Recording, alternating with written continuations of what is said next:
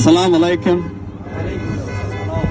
Every year we come out on Quds Day to stand in solidarity with the people of Palestine, to protest the occupation of Palestine.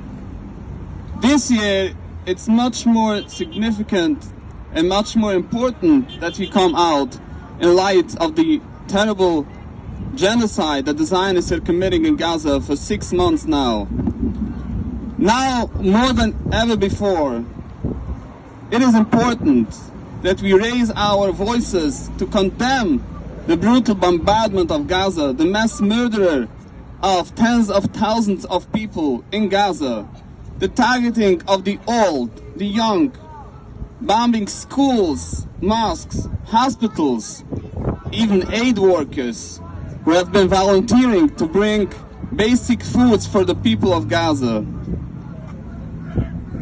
The people of Gaza are under total blockade that the Zionists has imposed on them. The people of Gaza are facing starvation.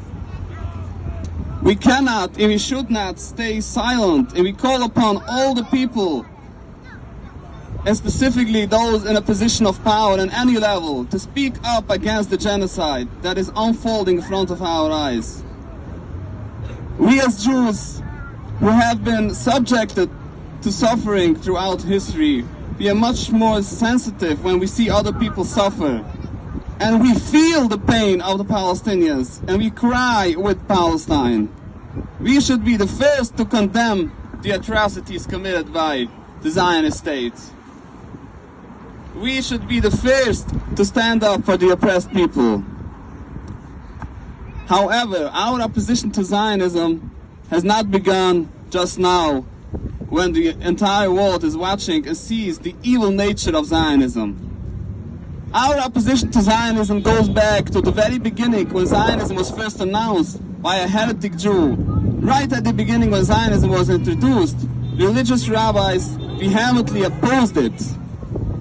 The Torah teaches that God sent us to exile 2,000 years ago, and we may not make any attempt to end this exile by physical means. It is forbidden for Jews to establish a sovereign state. We must live as loyal citizens in the countries where we live, peacefully.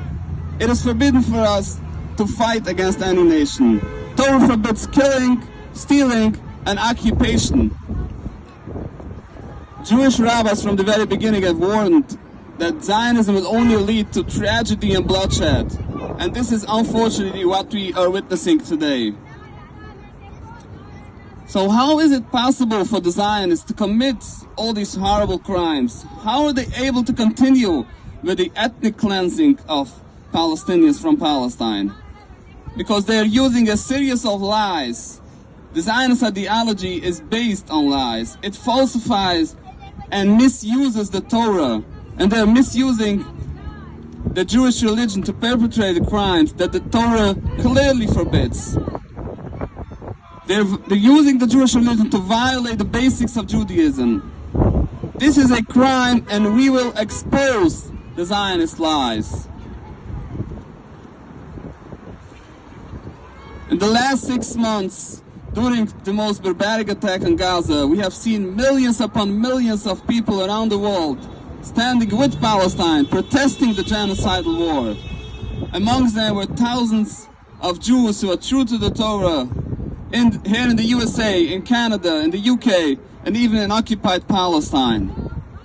It is not a conflict between Muslims and Jews.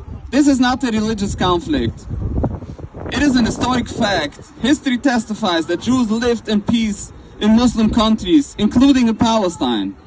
It's only the introduction of Zionism that has caused conflict and bloodshed. Zionism is the root cause of all the suffering that we see today.